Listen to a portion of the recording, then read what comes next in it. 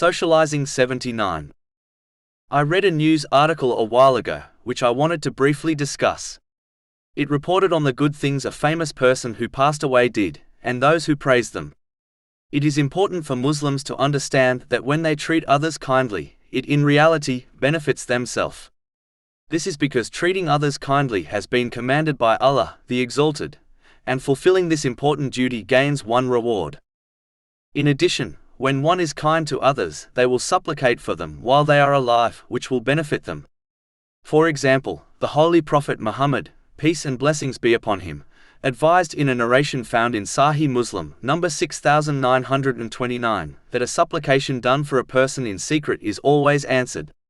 The one who is kind to people is often aided by others in their time of need. Simply put, how one treats others is how they are treated by people.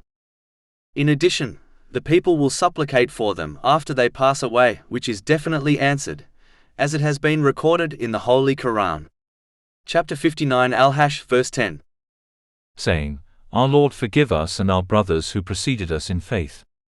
Finally, a person who treated others kindly will gain their intercession on the Day of Judgment, which is a day people will be desperate for the intercession of others. This has been confirmed in a narration found in Sahih Bukhari, number 7439. But those who mistreat others, even if they fulfill their duties towards Allah, the Exalted, will miss out on the benefits mentioned earlier. And on Judgment Day they will find that Allah, the Exalted, will not forgive them until their victim forgives them first.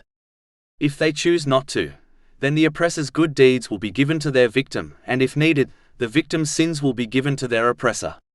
This may cause the oppressor to be hurled into hell. This has been warned in a narration found in Sahih Muslim, number 6579.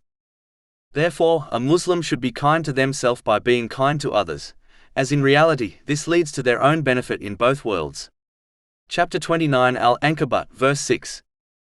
And whoever strives only strives for the benefit of himself.